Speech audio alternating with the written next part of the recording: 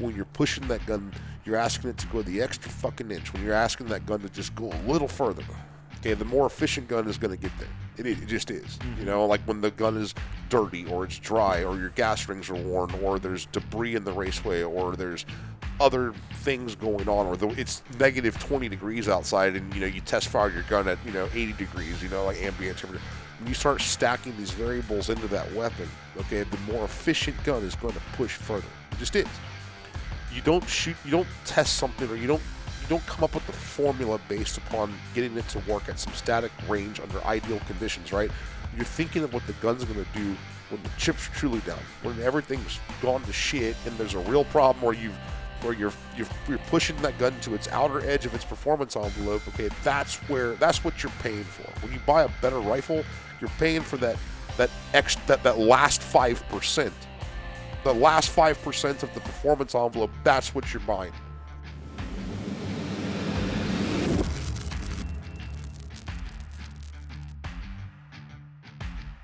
Cool.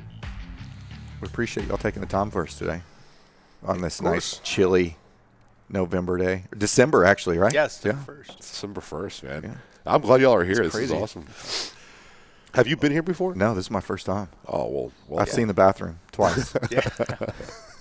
Well, hello, everyone, and welcome to the Big Tex Ordnance podcast. We're joined here today with Kyle and Mike Mitsubishi from Sons of Liberty Gun Works.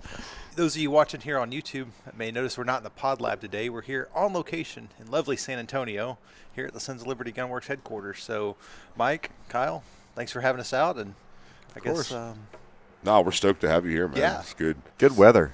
Yeah, you picked the coldest day. Picked the Nice coldest morning. day. 44 here. degrees, and my feet are cold. Yeah, my feet are cold too. I have the breathable Adidas on. Nice. They're just That was a bad choice. yeah. It was not a wise one. Kyle, It's just started a fire out here. yeah, we have the fire pit right over there. We should kick that off. Should have get Bernie out here to start a fire. Make it happen. Make it so. We can move the equipment. It's cool. Yeah, we'll sit around a little campfire. Like we have a smoke machine out here. Kyle, Mike, if you want to tell us a little bit about yourselves, kind of your background, how you got started, and then we'll roll into all that. Yeah, I'm Kyle. Kyle Grothuse, and co-founder with Mike over here. And my background is primarily in business, guns. You know, we've always loved guns, and me and Mike were introduced by a mutual friend that he's a good dude. And I haven't talked to him in it's been years actually. We wanted to make guns, you know, build awesome guns, and you know, I never expected it quite this big. I'm glad it did. And that's kind of where we're at. Yeah, it's been a cool ride to kind of watch y'all, because we kind of all came up at the same time, but Yeah. you know, started at similar times, and yeah, it's definitely been crazy, and it's been really cool to watch y'all just literally explode and just, you know, take over.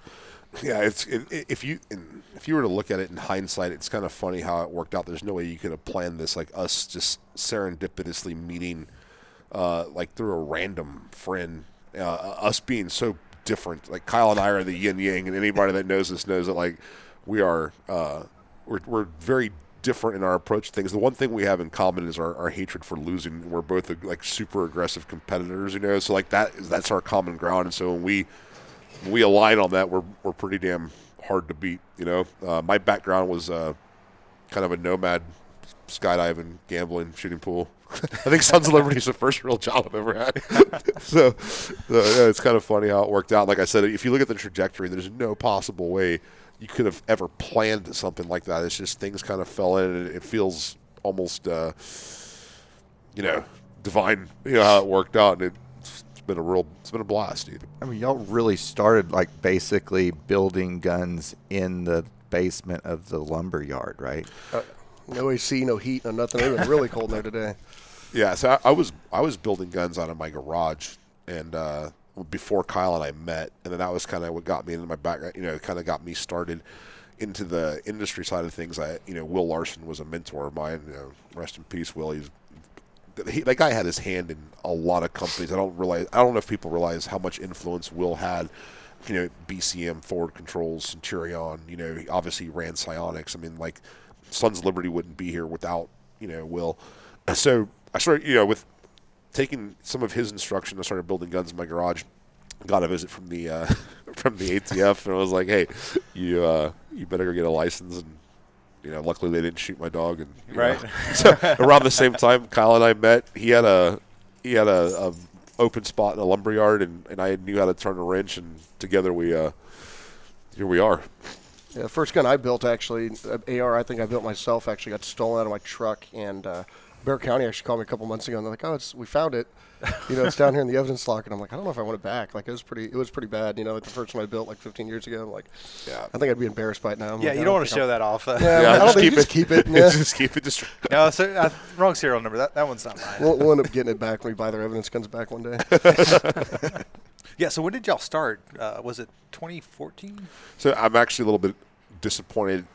We missed our birthday. Our birthday was actually November 27th. Oh, wow. Yeah, so we're gonna have to cut something for that soon. But yeah, November 27th is whenever serial number 1 rolled off the line. Now 2014 is whenever we officially started, and like we were in business for about 7 months maybe before we actually built the first gun. I consider the birth of Sons of Liberty when serial number 1 rolled off the line, right? But before that, we were still servicing weapons. We were still building guns, upper halves, doing that stuff. So, yeah, I mean, 8 years. 8 years a couple days ago. Yeah. There's a few guns out there on those original lowers that weren't really ours. Yeah. On the Arrow ones. Yeah, I know a few people. There's only 50 of those. I know a few people that have them, and it has our logo, but I hand drew it. It's like shit. And lasered on the side. And I know a couple of people that have them. I'm like, we will buy them back. Like, don't ever sell it. Like, we'll just trade you for a new one. Dude, I had a gun come through here for service that I built in my garage. Oh, no shit. Yeah, and I offered the guy, I said, I will just give you a completely new gun. Like, I will upgrade that thing. I was like, I would like that back. He's like, no.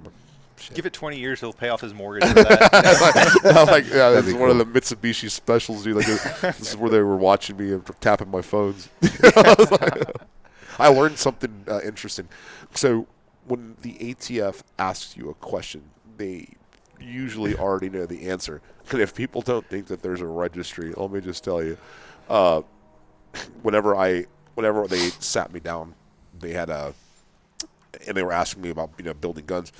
They had every 4473 I had ever filled out in my life. Oh, holy shit! Yeah, I remember buying a Barrett when I was 20 years old, in 82, and I was probably 32 at the time that they sat and talked to me, maybe 33, and they had that 4473 from that Barrett. So I'm like, if you're on the list. We're on the list. Yeah, you're on the list. I'm on the list. Probably. Yeah, I'm pretty sure my latest audiobook put me up a couple layers on that list too. Oh shit. Yeah, reading some like urban guerrilla warfare stuff. So that's going to escalate that a little bit. Do you follow Andy NGO at all? No. So he's like a freelance reporter, and like he's devoted his career to kind of like reporting on Antifa. And he publishes a lot of stuff on Twitter, which he's allowed to now. It's kind of lifted the veil. And it's anyways, he publishes all their tactics and stuff. It's very interesting. These people should go look at that. There's some actual organization and training in there that I don't think just manifested in someone's mom's basement. Oh yeah, I mean they're a legitimate terrorist group at this point. Oh yeah, no, for sure. With training and organization, they're getting help and from funding. people that know what they're doing. Yeah, I mean, like Portland,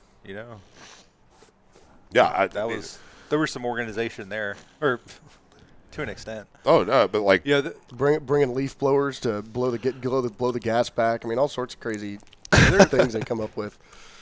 Umbrellas for the pepper balls, I guess. Like it's all sorts of crazy stuff. Which brings the conversation back before we get way off into the weeds on this.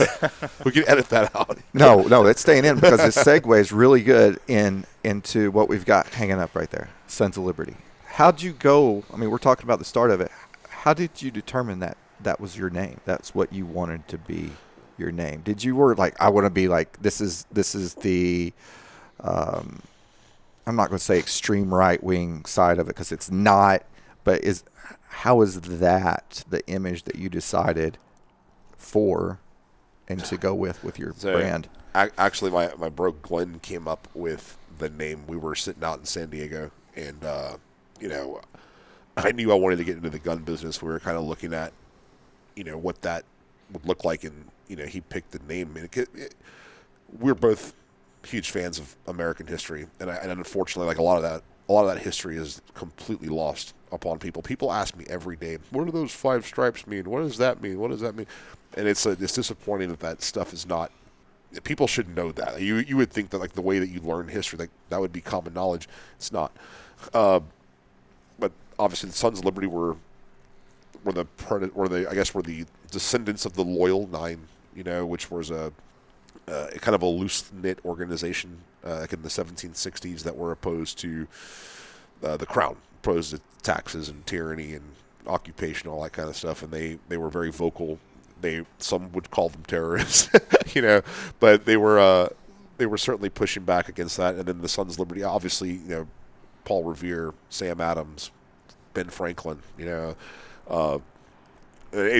fit. And at the time that we picked the name, this was right after the kind of like we kind of were forming the idea after the Sandy Hook shooting, right? And kind of going into that, there was a huge push to ban guns. I think that you saw a much more dramatic political shift at that time. Things went from being, I think, civil to being more adversarial in that time, and so it was definitely a turning point. Definitely, yeah. Something fundamentally changed in the country around that time, so we decided to roll with that as kind of we wanted it to be a brand that stood for something, not just high-end performance rifles, not just endurance rifles, but also a message about fundamentally who we are as Americans and what we believe, and what the final option might be. I think the whole history aspect of it is pretty cool. Like, you incorporate that pretty well all throughout, like, your brand. I mean, you have the Rebellious Stripes, the Loyal Nine. Yeah. We're in the Green Dragon Tavern South. Like right here that's the name of their bar right here.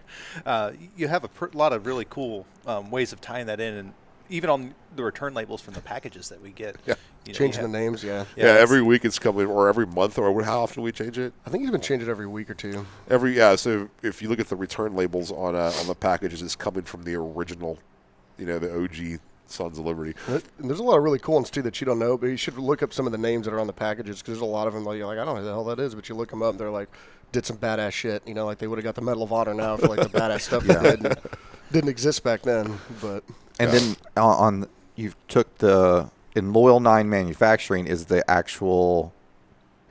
the parent company? It's the legal entity. It's the legal entity, right? Yeah. So just a quick little tidbit about branding for anybody that wants to go into the gun business. Sons of Liberty Gunworks, because we had gun in the name, we were immediately limited to, like, we were automatically flagged by credit card processors, by Square, by website hosting places, by a lot of stuff, right? So L9 Manufacturing, as we grew, and we were, having to circumvent this bullshit, right? The thumb that the gun industry is under. Loyal 9 Manufacturing still sticks with the core theme and value of who we are, but it sounds more sterile and it probably doesn't raise as many flags. And we're trying to sneak past some fucking Google ban. Right. So yeah, L9's the parent company. Sons of Liberty is our public-facing, outward brand. Yeah, we use the Loyal 9 a little bit on. You'll see on some of the Loyal 9 lowers actually say it on the side instead of Sons of Liberty. We use it a few places, but we actually had a customer issue with a Sage Blaster. Right, we sent out a Sage Blaster. Customer emails back, I thought this was a Sons of Liberty gun. This is not a Sons. Where's my Sage Blaster? Like, dude, it's a Loyal 9 lower. It's a Sons of Liberty. I don't want it. Somebody needs to punch his history teacher right in the balls. Because the Loyal 9 was a Sons of Liberty. They're like, hey, Josh, our ATF guy comes into the office and he's like, hey, this guy wants to send this blaster back. It's never been out of the FFL. What do you want to do? I was like, somebody else will buy it. Yeah, there's a wait list. We have 500 Send people. it back. It's cool. Don't worry about Sage guns. You never worry about it. No. Yeah, and I've also learned that for our approach to customer service is we never argue with anyone, dude. It's just what easier. What can I do to make you whole right now? Okay, good. And that that's just the simplest way to do it. I read some of the customer service emails that people post from like other entities, not just the gun industry. I'm just in general, and you see like someone arguing. I'm like, I don't know how much time you wasted and how many people you've angered, but that was nothing good comes out of it. There's no good resolution for it, and then all you do is just waste time. It's easier just how do we make it right? Let's do that. Boom. Yeah. be done with it. All right, are you happy? Good. Here's a Yeah. sticker. Here's a hat. Yeah, here's a hat. Here's a sticker. Here's a gift card. Yeah. Merry Christmas. Everyone ends up a lot happier that way. Yeah, You save some sanity too. Yeah, for sure. I mean, don't get me wrong. There are you do come across some people, and the bigger you grow, the more it happens. Right when you cast a bigger net, you're going to catch some weirder fucking fish. There are some people that do not want to be happy. You know, they and like on that kind of thing, we'll go pretty far out of our way to try to make that thing whole. But Some people you can't help. No, some people don't want to be helped. They don't want to be helped. There's a book out there called, it's like No Customer Service is the Best Customer Service, and it's basically like you don't need customer service if you don't fuck up. I'm like, what world do you live in? How'd you write a 200-page book about this? Like, that's not the real world. Yeah, we fuck up all the time, or not all the time, but it definitely happens. Yeah, like it's sub 1%. It's sub 1%, and we're pretty happy with that. But man, like we're seeing some issues come out. We're just right off of Black Friday, so if you're listening to this show, we're recording this December 1st, so we're still within 5 days of Black Friday, and so now we're getting like, oh, you sent me a PLHV2 rather than an OKW. Yeah. Okay, cool. Like, and then now there's 10, and I'm looking at here, and I'm like, I'm sorry, there's 10. He's like, well, dude, there's 1,800 orders that went out. Like, it's okay. That as a percentage it's not cool. Well, it's not about it's not about your mistakes. It's about how you fix it, and Yeah. Some of our most loyal customers are guys that or some of the guys that are truly loyal to the brand. They were people that we kind of fucked something up with. So we shipped the wrong color hat. So I got the wrong color hat. Cool. Keep it. Give it to a friend. Here's the right color hat. And sorry about that. I remember one of the first customers we had an issue with. Like it was like before the first lower even came out. He wanted a rail, and I can't remember what brand of rail. I think it was BCM, whoever it was, because we didn't have our own at the time. And it was like, yeah, I want a 15-inch of this rail. And we're like, yeah, sure. And we sold to him. They went back and looked. And we're like, fuck, they don't even make a 15-inch. And he's like, well, give me one. I'm like, it doesn't fucking exist. Like, we can't. Like, I don't know what to tell you. That was a weird evolution for us too. Is like when you're very first starting out, you say yes to everything. Like absolutely. Because I mean, like, yeah, let's do it. You have this, and then as you grow, you have to kind of be a little bit more responsible as to what you're willing to do, because you eventually, if you try to make everybody happy, you're going to make nobody happy. Just stick to a few core things. And that's why there's been a lot of neat stuff that we've wanted to do. I mean, like, we came very, very close to, building AKs. Oh, holy shit. No, we like I don't know. This is open source. Been long right? enough, yeah. I mean, like Jim Fuller and we were in talks about, partnering on doing something like that. I think that would have been awesome. That would have been amazing. Amazing, yeah. I think it goes Kalashnikov Fuller. Yeah. I mean, that would be like the equivalent of like getting, like Stoner or something. Well, now I'm disappointed. I want a Jim Fuller Sons of Liberty AK. It was that time when the parts kits and the parts are really drying up. So it was either like we wasn't no going small. Like we would have had to gone hard. Yeah, like we were going made all our own in. like American made like parts, and like really had to go full balls deep into it. And how we were talking to who I think is truly one of the true authorities on the AK platform. We looked at that situation. This was kind of also when some of the rush was was starting to kind of ramp up a little bit, and again we had to make that decision. Like, okay, dude, what are you good at? And like, we're really, really good at the M4, and like, in right now our entire all of our effort has to be directed to that, because we have a demand that is probably impossible to satisfy. I mean, like, if we were to really look at forecasts and stuff, we're probably sold out for 40 months or something on stuff, right? So opening up an entirely new manufacturing vector, I think would have taken away some of the horsepower from what we're truly good at. Yeah, and you look around, and there's a lot of gun companies out there that either are really good at making pistols and they decide to make ARs, or they're really good at making ARs and they decide to go make bolt guns, and it usually doesn't work out. And it's like, just, sticking to what you're good at is why everyone's like, why don't you make a Glock? It's like, because everybody else makes a Glock, and that's not our thing. Because I don't really know how. Yeah. I could not teach a Glock armorer's course. The M4, I got you covered, but I can't, I couldn't tell you how to, build a Glock. Yeah. So. And you travel all over to do the armorer's courses, right? So somebody who's not familiar with your brand, I know we host you quarterly. We have you up every 3 to 4 months to teach at BTO training facility. but you go all over the country. Yeah, I probably do about 30, 35 wow. classes a year. I mean, so I'm gone more than I'm home. And Yeah, that's some moving. Yeah, and I mean, I've trained well over 1,000 armorers at this point, and it's an actual certification that's usually accredited by the state in which I'm teaching. Like it's a TCOL cert, in Texas or SLED or Post or wherever I'm teaching to. And I bring that up only because the classes, it would stand up to scrutiny under, if you had to testify as to why, you did this. So, I mean, I think it's probably, I'm a little biased. I think it's probably one of the best M4 armorers courses out there because it's not so much like a how-to. I mean, I can teach a monkey how to install a barrel nut, but like, do you know why, you use this anti-seize? Do you know why you season those threads? Do you know why we stake in this many places? Do you know why we use this material? Why this gas port? Carrier speed management, blah blah blah blah. And it's, most people go into that class thinking they have a pretty solid grasp on the rifle, and they leave the class realizing there was a lot more to it than what they thought. And I mean, we teach military, CADM guys and small arms repair and LE and real civilian enthusiasts. We teach industry guys, and it's a lot more. There's a lot more to it, than I think people get. And one thing I like about it is it's not a Sons of Liberty armorers course. It's an M4 armorers course. So it's not just a sales pitch for why Sons of Liberty is the best and why you should only buy their product. No. It's a legit showing what the platform is, what it can do, why certain things are important, and it's very, very informative. I've taken it a handful of times, and every time I pick up on something different.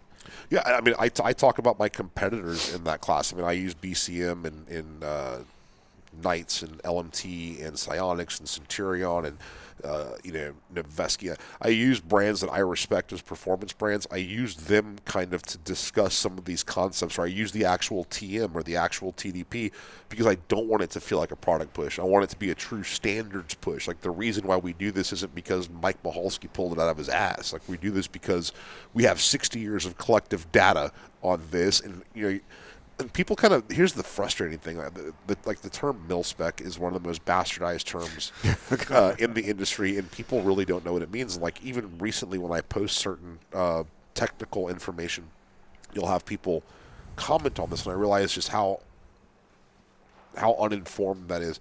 Like, people have to remember, like, there's no sample size of rifles that have...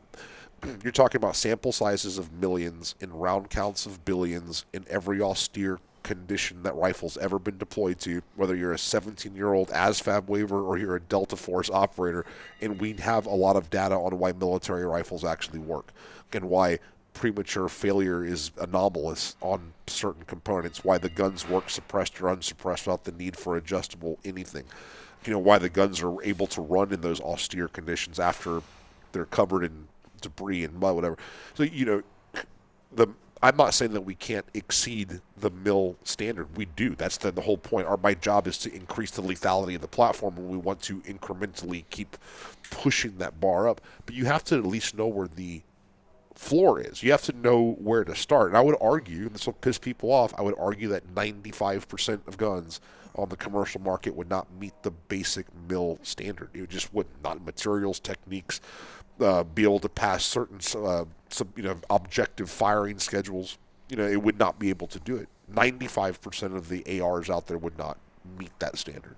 And you get a lot of guys that are in the military, like, oh, my Beretta or my rifle is like, oh, it's all messed up and rattles, and man, this thing's a giant piece of shit. I'm like, it's 30 years old and it still works. Mm-hmm. It's probably had like 70,000 rounds. Yeah, more than that. I mean, probably. I've been in military armories where you can see, M16 like. Engraved over, and it says M16A1. That's been engraved over. Then M16. I mean, like, that receiver's been in service, since the 70s. I mean, so I there's just a lot of this technical, nuanced data is lost on the majority of the gun buying population, and most people can't tell you the why behind any of it, and that's kind of where we're trying to push in there. If nothing else, my contribution to the industry will hopefully be to raise the bar on what the standard is. And I think we've already done that. I mean, even over the years, people just know a lot more. I mean, than we did 10 years ago. Nobody knew, Oh, yeah. Nobody taught gas ports 10 years ago. No, I mean, I've seen a lot of people adopt our stuff. I mean, and I can see the impact that we've had. Whether we get credit for it or not, it's a different story. But I mean, I can clearly see people adopting some of our warranty package. Where, hey, you shoot a barrel out, you give you a free one. Hey, you shoot someone in a defensive shooting, we'll give you a free gun while it's in evidence. Nobody did that before us. Nobody. We did this from day one, from 8 years ago. No one did that before us. Now it's starting to catch on, which is great. Guess who benefits, man? The end user, the Americans. It raises the whole industry up. Yeah, and I'm proud to have, I think, helped drag some of our peers with us, dude. That's true. We really did that. And the bottom line when it comes down to mil-spec, the fucking thing must work. And that's true. This is the opening slide of my armorer's class is the fucking thing must work. And then the caveats into any modification done to the weapon at the expense of reliability should be avoided or ... explained. There are times where you may have to make a certain modification to the weapon in order to fit some extremely niche task. But I want people to be able to articulate why they've stepped off the path. Like, not just because it looks cool or not because of, someone handed you a really cool brochure. I want you to be able to explain exactly why you've stepped off the path. And there are times whenever you articulate that answer and it makes sense. When we've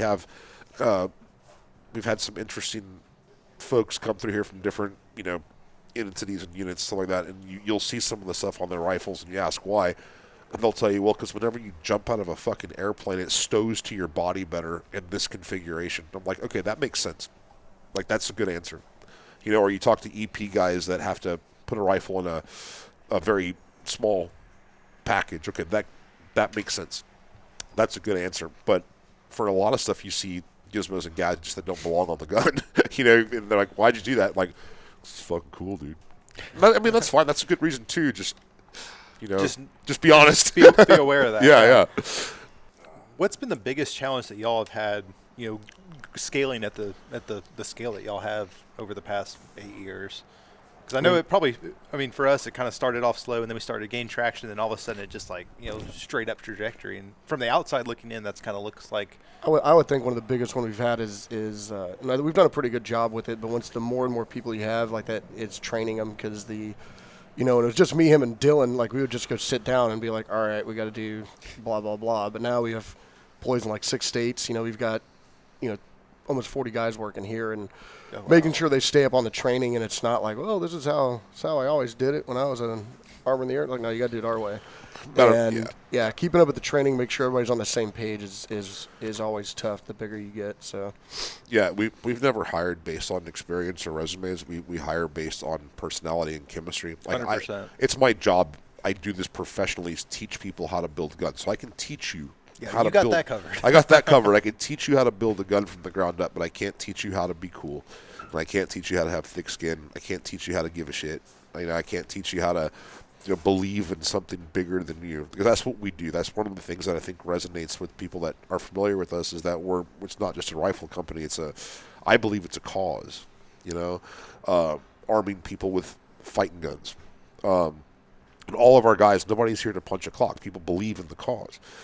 Look at our activism. Look how much time we spend actually on the other side of that is the message. The hardest thing for us, I think, in scaling though too is any issue that you see, whether it's inventory management, whether it's logistics, whatever, those just keep getting magnified, and nobody can plan. No company plans for doubling, tripling, or quadrupling, year over year. You can't plan geometric growth because it's so unheard of. Mm-hmm.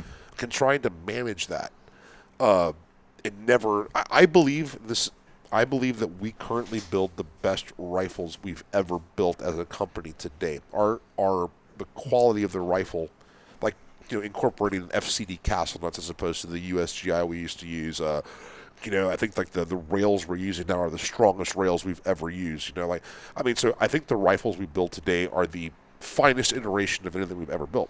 That's typically not true of companies when they scale. Mm-hmm. Typically, the guns they build at the top of their growth are not as good as the guns they built when they were first coming up. This is true. There's a golden age of almost every rifle company where things were performance driven, and then they start to become margin driven and efficiency driven, right?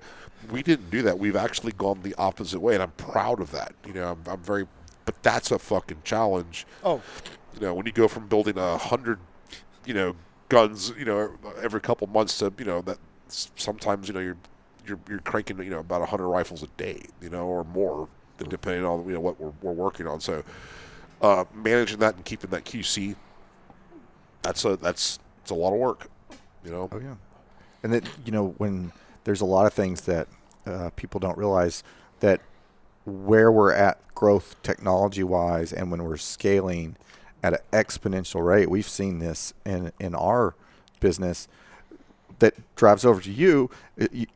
During the height of the pandemic, y'all would send us 25 Sage blasters, and we'd put them up on our website, and our website crash. And everybody's like, fix your website sucks. I'm like, there is not a system designed right now currently to handle 1,000 people doing the same thing on your website. It happens to Geisley every year. It's like our website, there's not a product on Amazon that 1,000 people are checking out right now.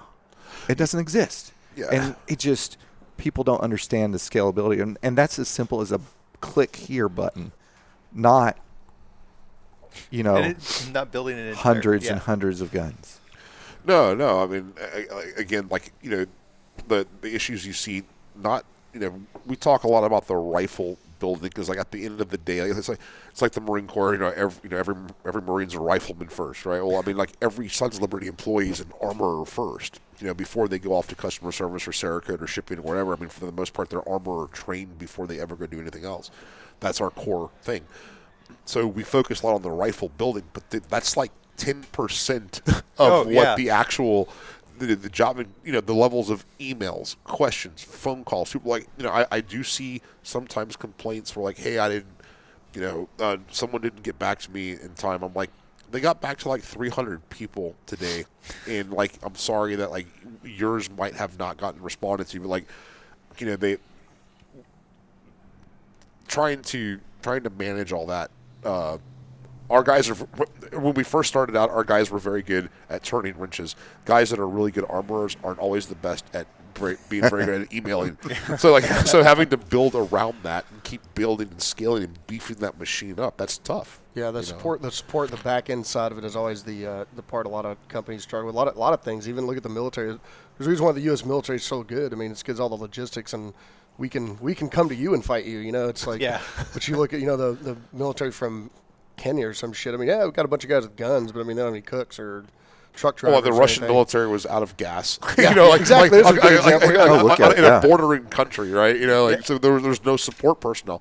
Well, it's the same thing for us. I mean, you have purchasing, shipping, customer service, marketing, blah blah blah blah blah blah blah, and and all of that goes into one rifle.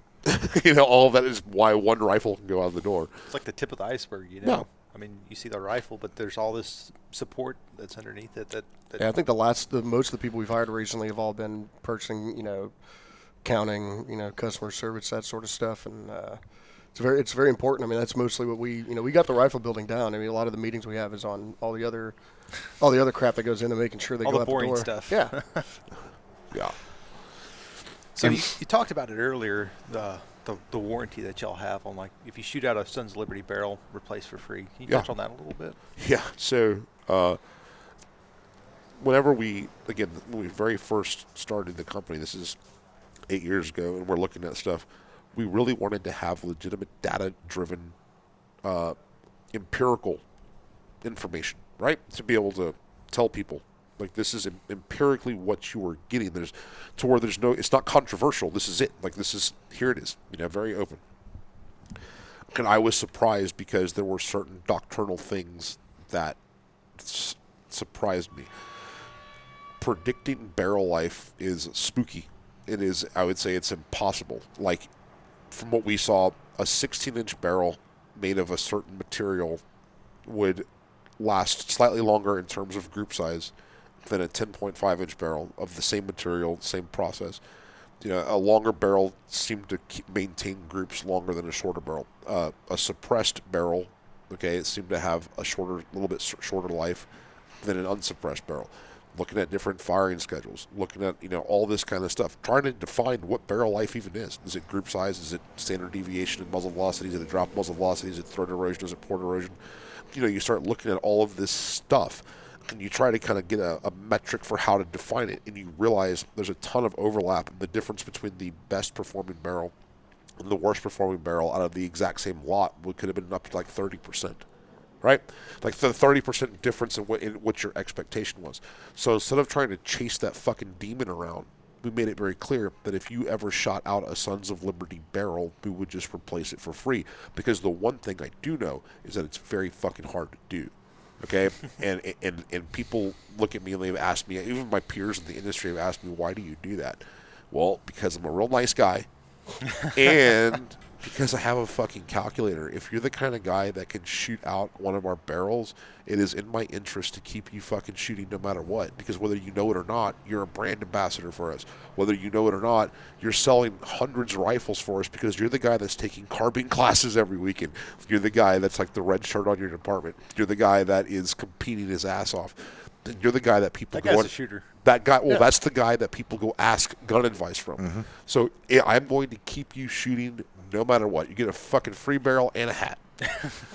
So the whole barrel thing came down to the fact that, like, and it's hilarious just to read the arguments on the internet about which process is better and what material, or, I will tell you materials matter. Like a 4150 CMV or the mil-B-1159, Echo, like that Ordnance grade steel, that is actually the difference maker between barrels like Versa 416 stainless. Yeah. Okay, so that Ordnance grade steel that is chemically or chemistry is designed, metallurgically designed for thermal erosion resistance. That makes a difference.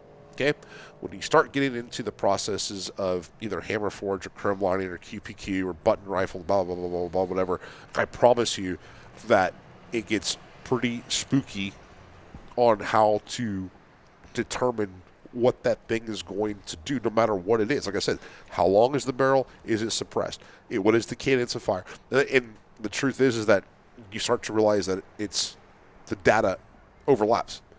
So instead of chasing some of that shit, like, hey, shoot a fucking barrel out, you get a free one, no questions asked. Yeah, what ammo are you shooting? Shooting high pressure ammo, that bimetal jacket. Here's stuff, what I want some people to realize, though, too, because, like, again, I'm just having conversations, and I really do value our end user feedback.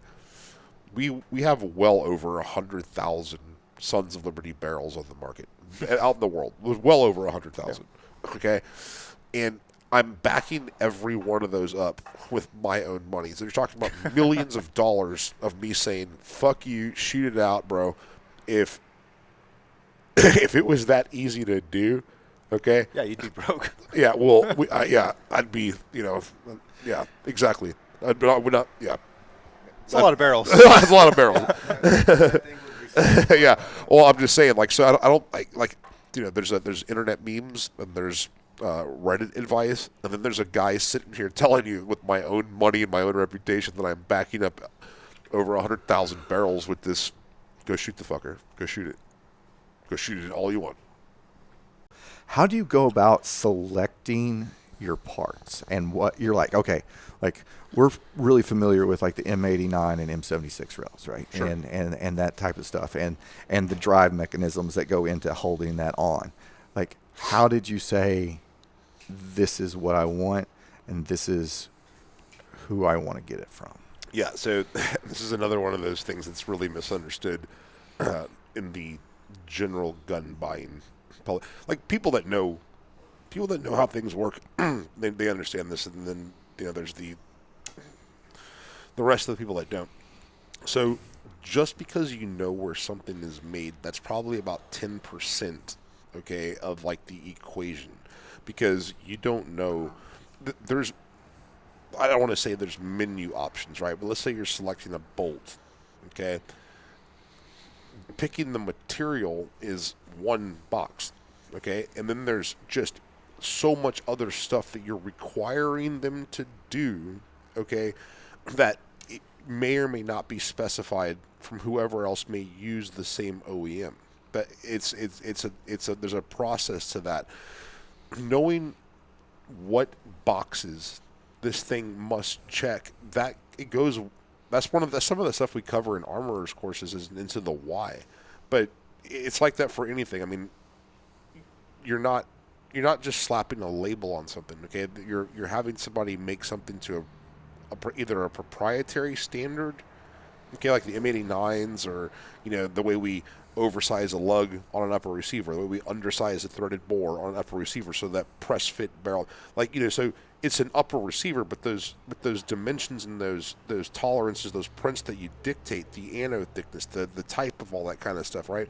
That's knowing where it's made doesn't tell you very much about anything. How it's made. It's just that happens to be true. Same thing with almost every other component. I mean, the level of thought we put into a detent, which is like the most uninteresting thing in the gun, right? True military detents are cadmium, right? Commercial detents are mostly zinc coated. Okay, cadmium is really toxic. You don't see a lot of it in the commercial market, right? That's a spec that's called out, like in the TDP, right? Zinc. Now, if you shoot 300 rounds a year, which is what the average firing schedule is for like most civilian shooters, none of this stuff will ever manifest. Okay, if you are taking carbine courses where you're going from fire to safe, 1,000 times in a weekend, right, and you're wearing that thing down, materials, coatings, that kind of stuff really does start to matter. So like we use stainless steel that's QPK coated on a detent to exceed the life of even the cadmium ones, right? Which is a far cry from the zinc ones. Now, if you go into that level of thought for a fucking detent for your selector lever, like what kind of thought do you think you put into like the extractor, or your ejector type, or the fastener, or that's the stuff that's, to me, is always funny. Like parts of part. No, it's not. And do you know why we've done this? Do you know why? And the average person probably couldn't answer that question, unless they were that type of person to really want to dig that deep into the weeds. But that's why. That's why we use a detent made of that material, coated in that material, coated with that stuff. Because if you are asking your gun to do more than the average shooter, and you need it to survive that constant metal on metal wear, okay, and you want that crisp and very positive engagement on there, like that's how you maintain that over a long period of time. That's a fucking detent. Small part springs that we use in like a mag catch or a takedown pin spring. Again, 17/7 wire, because it can be properly heat treated, and because that is what's going to give you the longest service life on that tiny component. Your rifle's only as good as its shittiest part. Does that make sense? Like, rifles don't fail because your $400 rail fell off. That's not why they fail. Rifles fail because some 30-cent spring was overlooked, or because some detent wasn't done right, or because some fastener broke. That's why guns really actually work and fail. Not because of your stock or your Cerakote job or like your fucking super high-speed badass ninja trigger. I mean, actually, fire control groups have a lot to do with why guns work and fail, but not for the reasons that people think. Like whenever you select a fire control group, whenever you're looking at that, you want a crisp, clean, predictable break. You want a very positive reset, and you want a fucking sledgehammer coming down to ensure primer detonation, right? There's a lot of triggers on the market that are so focused on being fast that they forget the other half of the equation, and that is ensuring primer detonation. On a race gun, a gamer gun, if you have a failure to detonate a primer, you've lost a couple seconds, having to, cycle a weapon. If that happens when, Cletus is coming through your window at 2 a.m., the stakes are a little bit higher. So whenever we say the fucking thing must work, you're looking at things like guaranteeing primer ignition, even on hard primers. Like, that's the level of thought that goes into stuff that is lost upon a lot of the general gun buying public, And how do you teach them that? Well, I think number one, they first have to be interested and want to learn. Mm-hmm. And then two, like it's hard to demonstrate that because you may fire a weapon, you may run that thing through a 10,000 round firing schedule, and the problems we're talking about may not even manifest within there. unfortunately, problems typically manifest at the worst opportune time. So, like, I mean, you're trying to demonstrate why you do it this way, and then you always get, well, I've done this and I've never had a problem. I'm like, well, that's not, I'll wait till you do. sample size of one, anecdotal, and, and we're going to do our best to make sure you never have that problem. Another thing that y'all are really big on is like the QC of the components as they come in. So like, I mean, there's a picture from years ago of like a couple bins of gas tubes.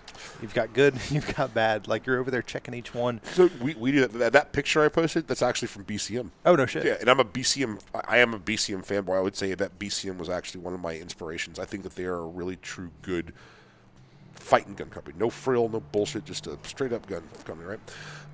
But we do the same thing. Our interns here, like when someone gets hired here, it takes about 3 months before that we actually turn them loose on their own to do some task. Like their first couple of days here, they might be weighing buffers on a postal scale.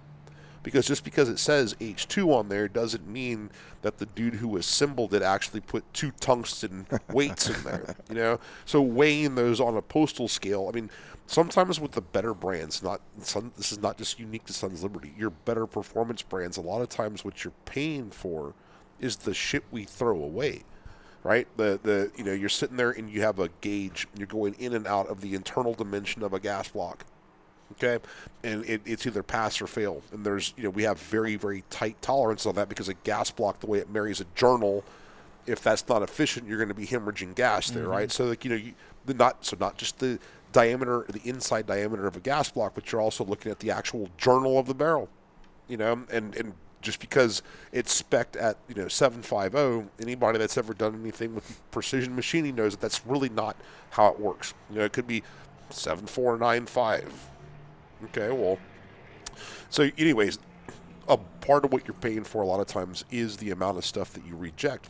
A gas tube, that flange isn't of the right diameter to create the seal inside the gas key, so you're not hemorrhaging gas and the weapon's efficient.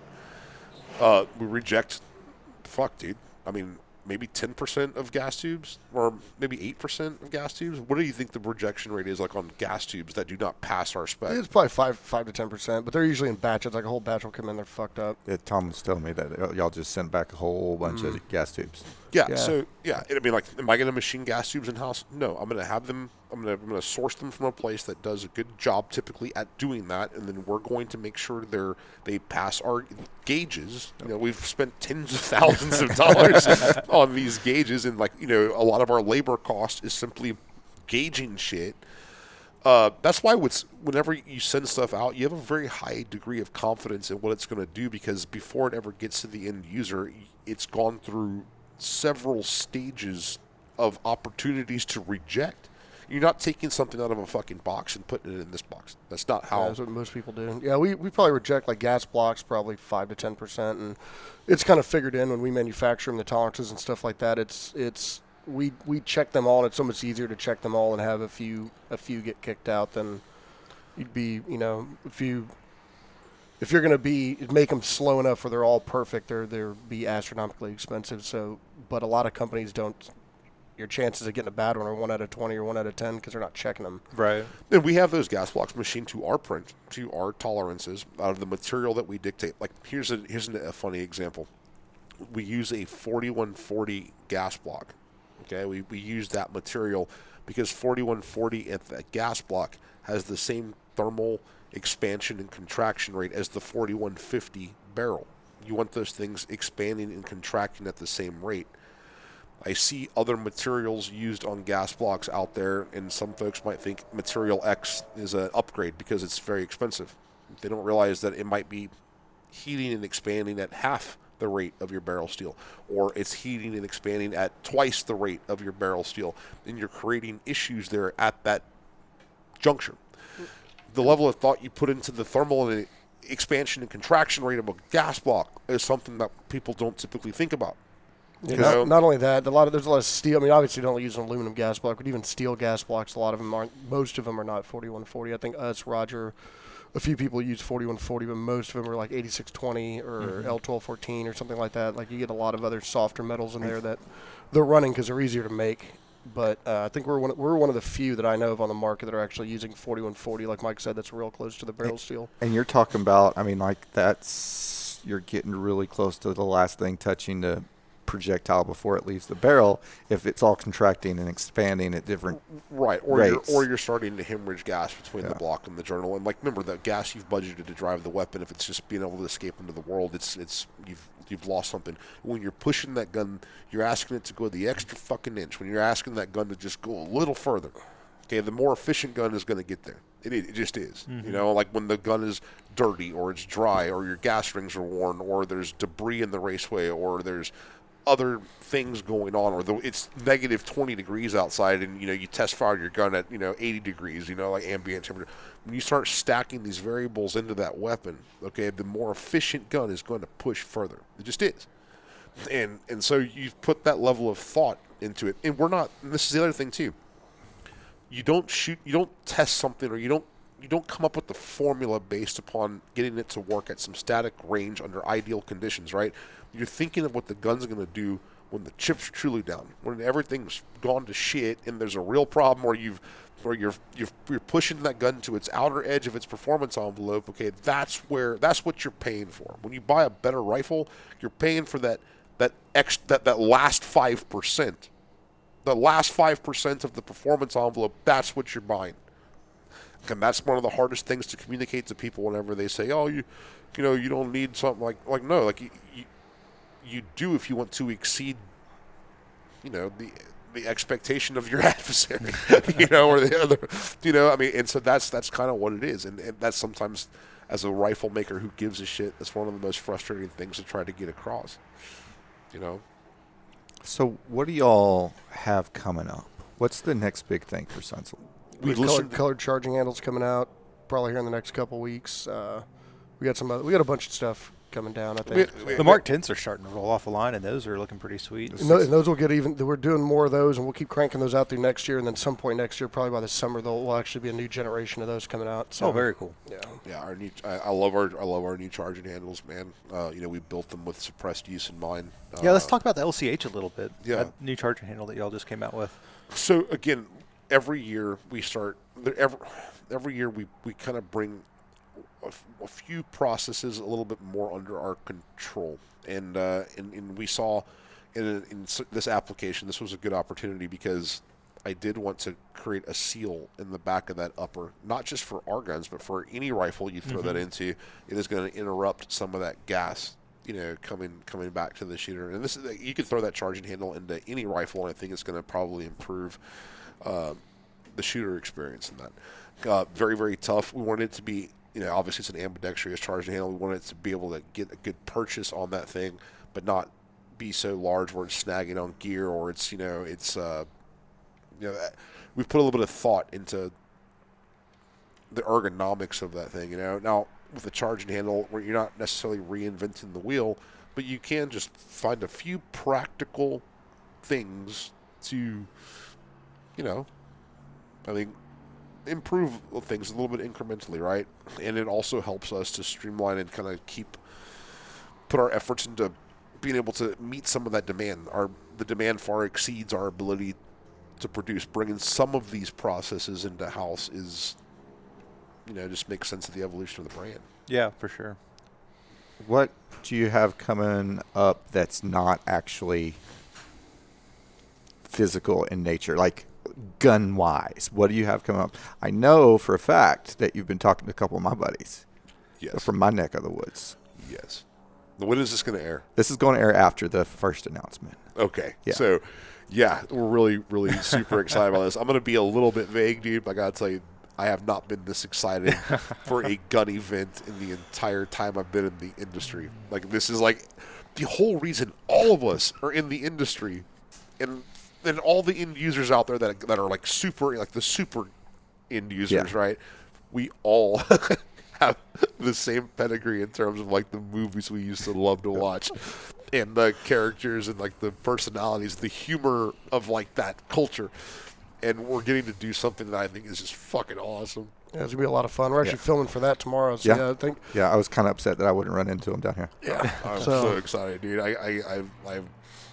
I'm already planning outfits and Oh, yeah. guns I got and all my that, nicest like, tracksuit ready to go. Like, I was trying to figure out how we could do a podcast episode while we're there. Oh, God, because that's like there's going to be a ton of people there, and I was almost going to be like, "Hey, dude, we got to find like an '80s van and record the podcast in the '80s van." You should just do it out like Brett, like they do like game day, just out like on a stage and just see all the that's people another milling around idea. behind, That's kind of in another there idea, carrying 'cause RPGs and shit. you know? It's going to be cool, and they've done a great job with their events.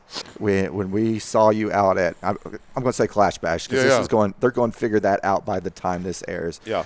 When I saw you out at Clash Bash on social, I was like, uh-oh, what's going to happen Something's here? cooking. Because this is going to be good. And I'm really excited for it because, one, it's in our backyard. It's at the ranch. We're going to have a lot of fun with it. that facility is amazing just to see how much Shockey has Yeah. done out Oh, there. yeah. Because you've been out there when it was just one range with I went the. out there with Scott. Yeah, it was just that one little shack and it was a Yeah. house. And like, Yeah. I mean, I don't even know if I'd call it a range. And then There's a dirt pile. Yeah, it was a dirt pile. but now I see it really is. I think becoming one of the coolest places in the country to go shoot, to have an event. That's where we have our carbine series, which our carbine series sold out again. We have our multi-gun match out there. Yeah. Yep. A few days after the what's going on. Yeah. And so I look at that place and it's just amazing what it's become and what it is. I mean, that's probably right. If you haven't been there, you got to like the long range and just imagine, steel like as far as you can see. And then of course all of these bays that you have true ability to get mobile and to do some fun stuff, and it's just over and over and over, and it's just really cool. Guys, we really appreciate it. Yeah, thanks Thanks for inviting so us much down. for coming out. Dude, No, it's we're coming glad out. y'all He came. didn't come out. He didn't come out. Thanks we came for out. inviting us. I Yeah. said inviting us down. I said coming out. Oh yeah. No, I'm glad. I'm super glad you guys came, man. It's always a good time. Ike and we kind of have our trajectories have been pretty similar, man. We started around the same time. We've always supported each other, and you're definitely one of my favorite people in the industry to work with. And I appreciate that. Yeah, it's true. And I mean, just the way you take care of your customer, you have the same philosophy as just, hey, make this dude happy. And and so it's really cool to see what you've built as well, man. Yeah, I remember. I think the first time was at Making Bacon back in the Oh day. yeah. So I remember it was like, oh, we got a donation Tommy's for Making house. Bacon from Big Tex Outdoors. I'm like, the hell's that? And I mean, that was a long time ago. Yeah. I wish we could do Making Bacon again, but it's just We were just talking about this last night, man. Like, there's really that was so much. Are there any big machine gun shoots? Even Other Knob than, Creek is gone, right? What? Even Knob Creek. Yeah, in I think they had their Kentucky last one. Yeah. It's just so hard. I mean, even that place we had it the last time, I'm surprised we didn't kill a cow or something. Like it was, we were like shooting down into a hole, but if you went like this, it was like, oh shit. I would edit that part out. Yeah. We'll edit that one out. It's been long enough. Well, cool guys. Thank you so much for Appreciate it. having us, man. Yeah, Thanks thanks for for having having us out. us. We're here. Oh yeah, we're on in your show, house, dude. man. We're on your show. We didn't even bring our background. I was like, no, we're going to show off That's the worked out tavern. good. We Full really appreciate experience, it. yeah. Really appreciate it. But yeah, so Sons of Liberty Gunworks.com or GW.com. SOLGW.com is probably the easiest one to type in. Yeah. Google Sons of Liberty, you can find it. Yeah. Instagram, Facebook for now. But yeah, as of right now, As we're of still on no, there. oh shit. Yeah. But yeah, thanks for coming on. We really appreciate it. And if y'all could subscribe, share this, all that kind of stuff, tell us how awesome we are, and it really helps us out in the ratings and everything, and getting the podcast out there. But We currently have a 5-star rating on Apple Podcasts, please which don't I'm fuck really I'm really excited about. But only one person has actually took the time to write a review. So how about y'all go out and actually write a review on Apple Podcasts? Please do it. You might get a gift card. y'all take care.